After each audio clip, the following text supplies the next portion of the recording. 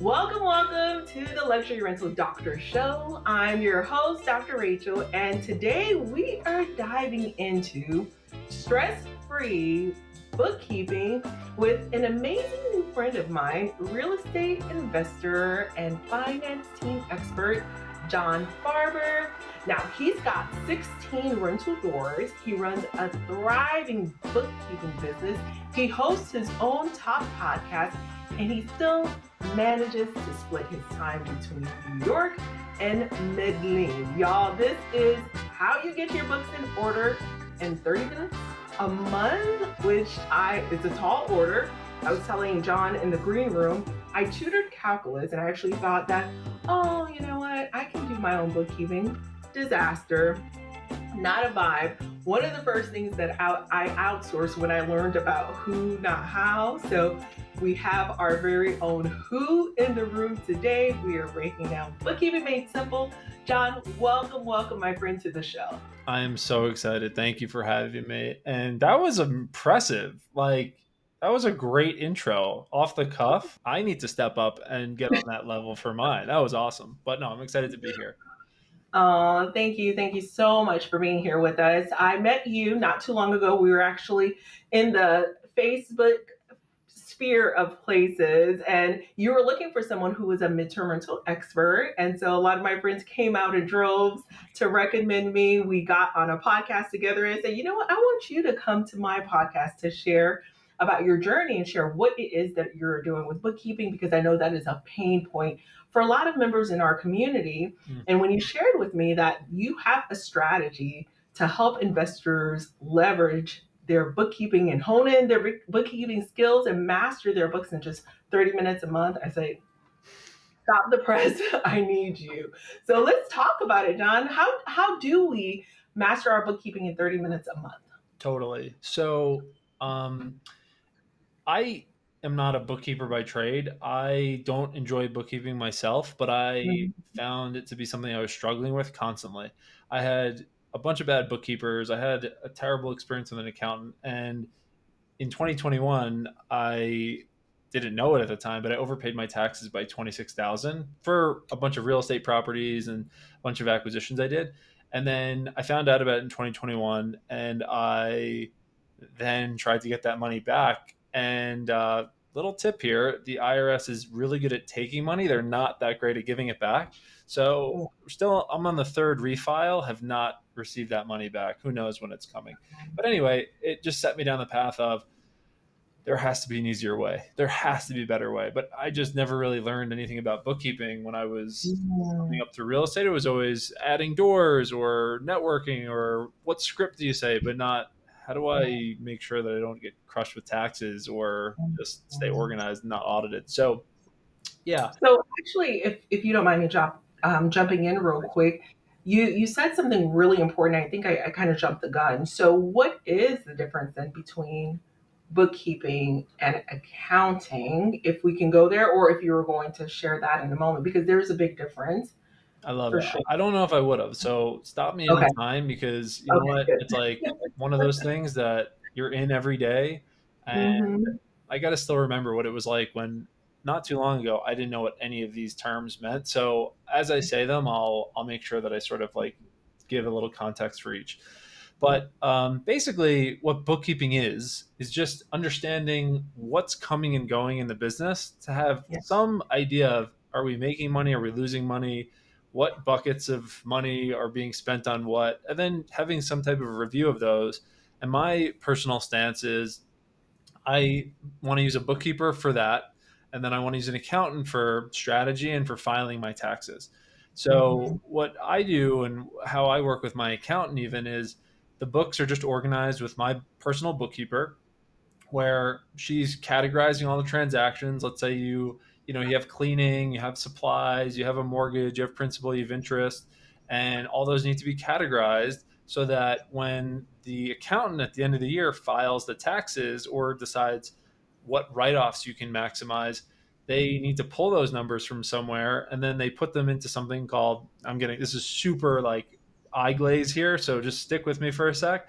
They put it in something called the Schedule E, which is how they file like a real estate return for a piece of property. And then that's it. But a lot of times they struggle to get the information. Or what I used to do was, I just, the end of the year would come around, I had no records of anything, and I would just start making stuff up. I would just start guessing. It's the worst thing you can do, but you need to get, it's actually better than not filing your taxes. I guess, maybe, I'm not sure. They're both pretty bad. But I would just start guessing numbers, and then, yeah, anyway, so that's, I guess, the difference of like the roles, and then who does what and who steps into what. What I've since learned now is there can be a little bit more breakdown if people are cost conscious of like, how can I do this a little bit more on a budget.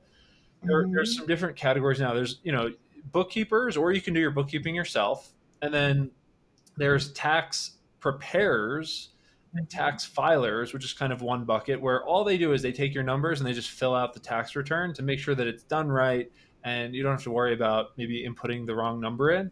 And then there's like CPAs and tax strategists.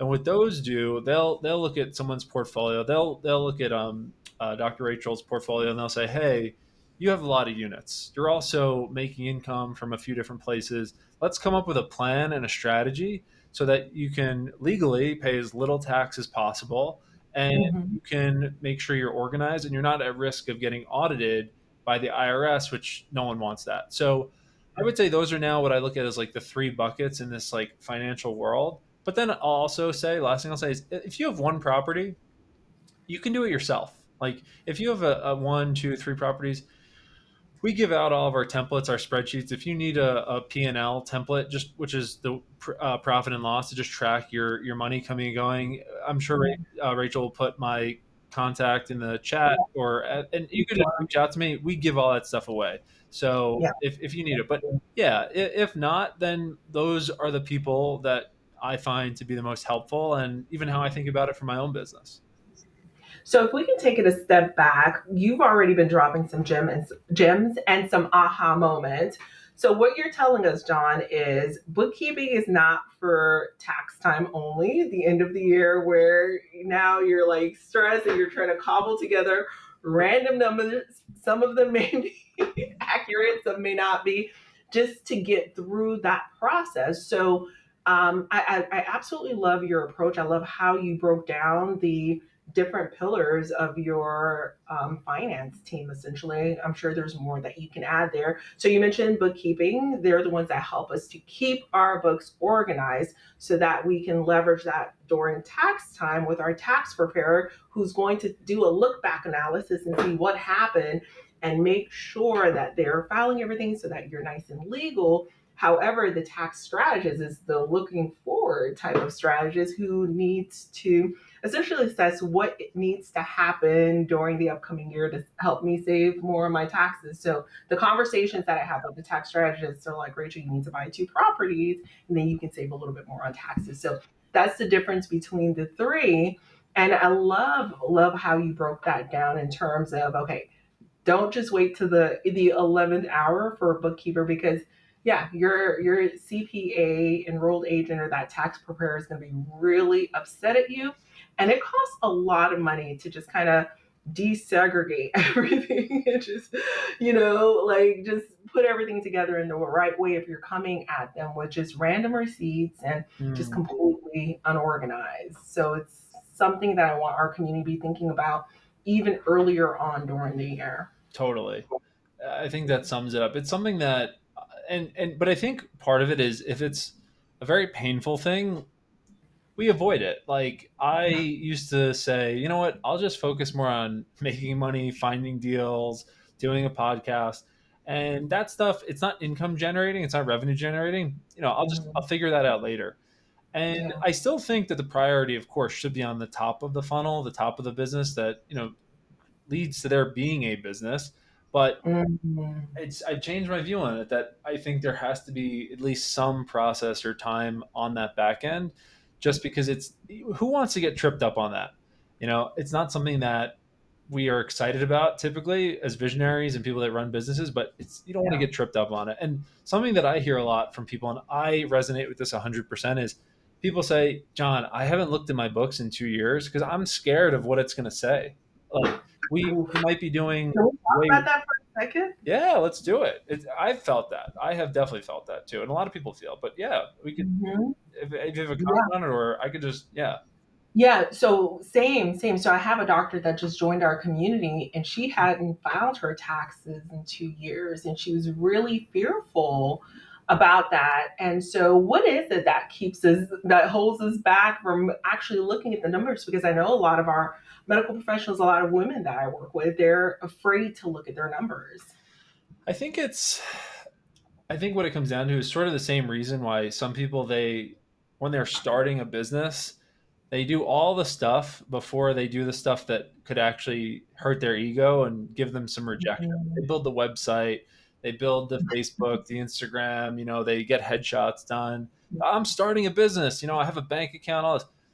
There's no business if there's no money coming in. So and I think Mhm. what it's the same thing. It's hard to face because Yeah. it's sort of like the source of truth. You have a great idea for a business and you talk to Yeah. five friends. If they all turn you down, that's when it gets real that wow, this dream just sort of isn't what I thought. And I think the reason that I used to think about it too is like if it's worse than I thought, what am I going to do about it? I'm gonna just Mhm. keep doing what I'm doing, but hopefully it gets better. And also, like, it won't make me feel good. I'll feel probably worse about myself if it's worse.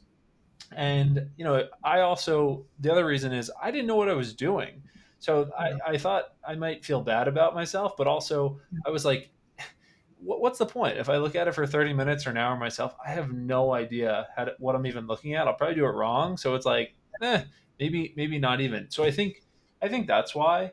And Mm. I'm the person, again, whether you work with us as someone who can help you with their books or anyone, it's something that I needed accountability for. I still every month get on a 30-minute call with my bookkeeper and we just go through it because without that, I wouldn't look at it. I don't enjoy it and I know that it's not my specialty. Of course I can do it. Anyone on this call is capable, but it's just we have our zone of genius, whatever you want to call it, where we enjoy and we're good and it leads to growth in the business and it's Yeah. better to stay in those. So anyway, I think that's why. And Makes sense. yeah, we've all felt it. I'd say it's a very normal feeling. Yeah, and so you shared your story of 27, 26K that, the IRS still owes you. We lost 40,000 off of, just not the greatest books, and not really having a good tax strategy. So I'm here for it 100%. Now, since we've grown our portfolio, we have a whole finance team that helps take care of everything. We have our bi-weekly dashboards that are sent to us, so we're good to go on that front. However, what about the person who just has one or two properties and they're just starting out, John? What would you say is kind of the bare minimum you would recommend for them to keep their books clean and to keep it stress free? Because I was so stressed about it too. I did not want any part of it to start out. So, what's your recommendation? It's kind of like, well, if anyone's heard this expression before, when someone's like, "Yeah, what software should I use or what CRM should I Mm. use?" The answer is whatever one you're gonna use because Yeah. there's a million options. It's sort of like a commodity. I'm not on a high horse about bookkeeping. I think bookkeeping's commoditized. Some bookkeepers might, Mm. I don't know, roll their eyes at that, but just because it's a commodity doesn't mean it isn't important and it doesn't need to be done well. So what I would say is like it's different for everyone, but if you don't want to throw yourself off a building when you're doing your books and you have a few properties, you can do it yourself and you could learn how to do it on YouTube. And I say go for it. Like it's not that complicated. If you maybe have a mind for numbers or you just enjoy it, some people do. If you think that's a good use of your time and you don't want to get rid of it, there's nothing wrong with doing it yourself. So as far as the number of properties go, if you're looking for a more analytical answer, which is kind of how my mind goes, I look at everything and what's my cost per hour. So Mm. I recommend everyone do that on this call to look Mhm. at what you make for the year. If you don't know how much you make for a year, that might be a sign you need a bookkeeper or you need someone to help you. But if you have an idea, let's say you make 100,000 a year. I don't want to flub this. I think the amount of hours in a year are like 2080. So you could just do the math of what your dollar per hour is. And if it's something that you don't enjoy or you don't like or you're not good at, then what the way my mind works is if it's any of those things, I look to outsource it for any amount lower than my dollar per hour. So for example, this is just how I think about anything though. For me, I don't like to cook. So I have someone that cooks for me. It's cheaper in Colombia, but the same in Yeah. the US. But it's because I know my time per hour, I know what their cost per hour is. So what I would say is, Yeah, so I would say our community, if you like would divide by the 8 hour work week, it's around 150 to $200 per hour is their cost. That's their income per hour. So yeah, for sure. so then it's like, again, unless you love it, which I don't know Right. that many people do, then I like to start looking to delegate things that are below my dollar per hour, and bookkeeping was one of them. Bookkeeping, it doesn't have to be expensive. It's Yeah. very affordable actually, and Mhm. not only is it affordable and like saves me from doing something I don't like, but it just prevents me from making mistakes and getting in trouble with certain things. So that's what I would say is, you could do it for up to a lot of properties, but if you don't enjoy it or you're not good at it and it's a lot lower than your dollar per hour or that your money that you're making even from just your STRs or your real estate, then I would consider delegating it. That's how I think about it. Yeah, and again, I can't emphasize that enough. The Who Not How, if you haven't read that book Mm. by Dan Sullivan and Dr. Benjamin Hardy, I would pick that up. It's a short read, my friends, and it's so worth it. So, next question for you, though, is as far as bank accounts, we do get this question from time to time how to structure it all. How many bank accounts should an investor have? Yeah, and if you have any like nitty gritty detail ops nuts and bolts questions like this, feel free to fire them away because I Mhm. have searched that exact question on YouTube and I've searched it, in many different ways and a lot of questions around this and just haven't found good answers. I don't know why. I mean, maybe because there's no one size fits all, but I can just tell you what I do. So for me, what I do is I have a bank account Mhm. per large property.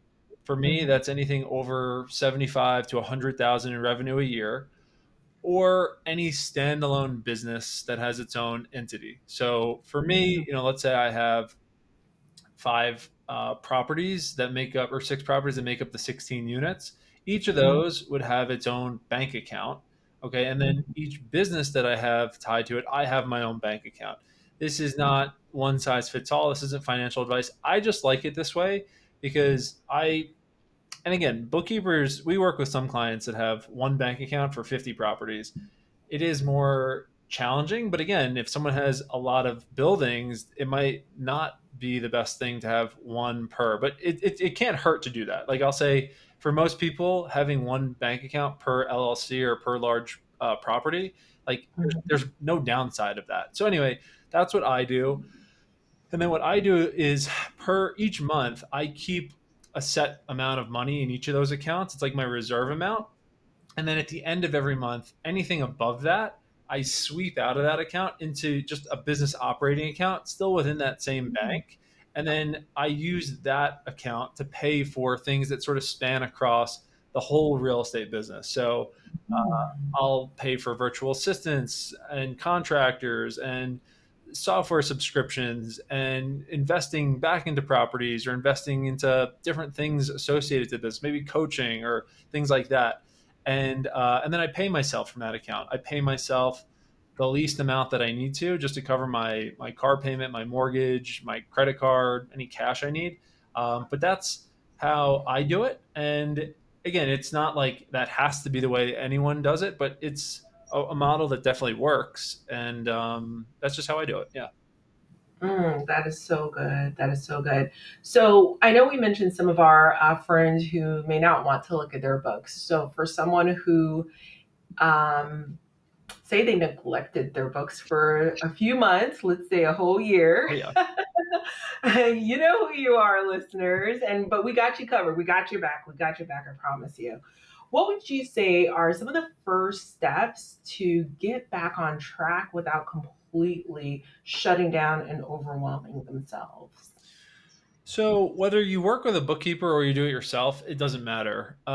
Most of our clients do need at least a year of cleanup. I would say that's the average. So if you're Mm. a few Oh, months, hang on. Let's say that one more time for those sitting in the back. So you're saying most of your clients actually need a year of cleanup. So you're not afraid of that. I would say I don't have the numbers to say this, but just this Mhm. is roughly because I've onboarded every single client we have. I would Mhm. say 80% of our clients come in and say, I have nothing for 2024. I need my entire 2024. We're recording this in 2025. I need my Yeah. entire past year and the first 3 or 4 months of this year done. No one's touched it at all. And honestly, I would need it even beyond that, but I just guessed on my 2023 so I could get it done. So you're not alone if you're out there listening to this. Well, It's a very common thing we hear. A lot of people are saying they're embarrassed or they're yeah. afraid to face it. If your bookkeeper judges you in any way, they're not the right bookkeeper. This is like going to the doctor. That's how I look at it. Of like, I don't go there. Sometimes I might be, but a little shy, but they're a professional, and the job is not to point fingers or figure out what's right or wrong to make anyone feel bad. It's just to get the source of truth and get to the bottom of what's the best thing. So let's say someone listening to this, and again, this is super common, says, I need to do all of 2024.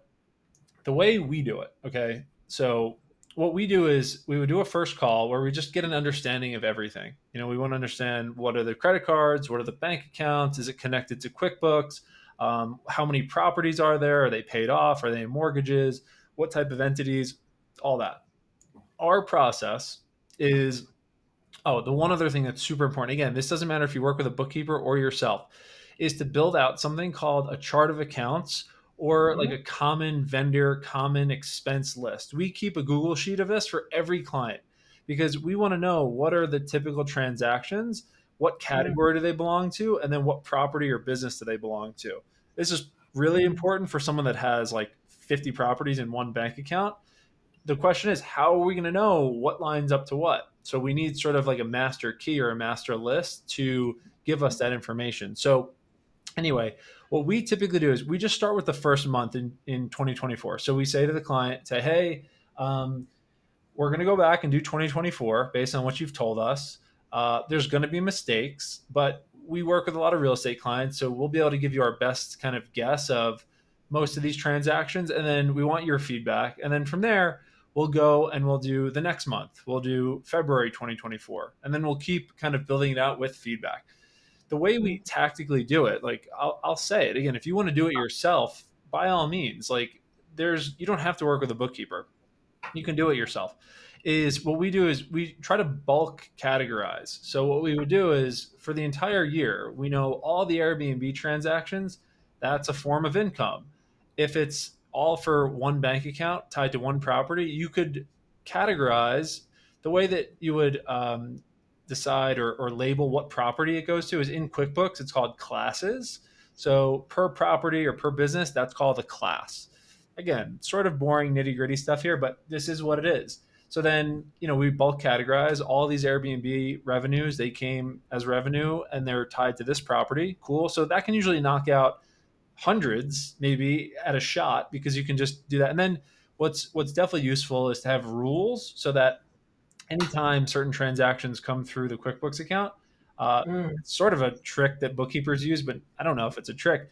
You know, you can set rules that most of the transactions get auto categorized. Of course, they need to be checked, but you could set that up. If you know that every time you shop at Target or Walmart or Amazon for this property, that's always going to be supplies and maintenance, then that can be set. So, anyway, we bulk categorize based on either vendor or class, and usually you can get through a lot in a decent amount of time. And then, yeah, if we're working with a client, we just want to get feedback. But in general, that's how we do it. We do it month by month. We just try to chunk it out. And then we use bulk categorizing so that you can knock out a lot of repetitive transactions at once. It's a really good feeling when you could just do 150 transactions all just off your plate. And then, yeah, there's always going to be some that are either Venmo payments or PayPal payments or random things that are one-offs that, yeah, those you need to just hunker down and knock out and categorize and associate to a property. And then that's it. And you can do it yourself or get hand holding. So So that's the process.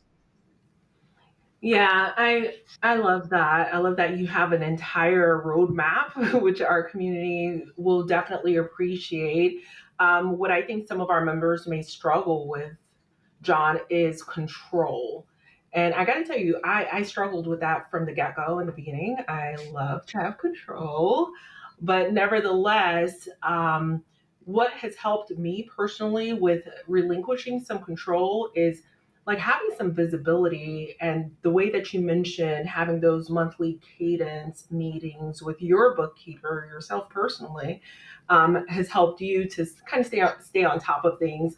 What do you think about that with delegating not just the booking keeping stuff but life in general, right? Like if you're delegating things that are not within your superpower, how do we do this without losing complete control or losing visibility on that particular task? Any pointers for us?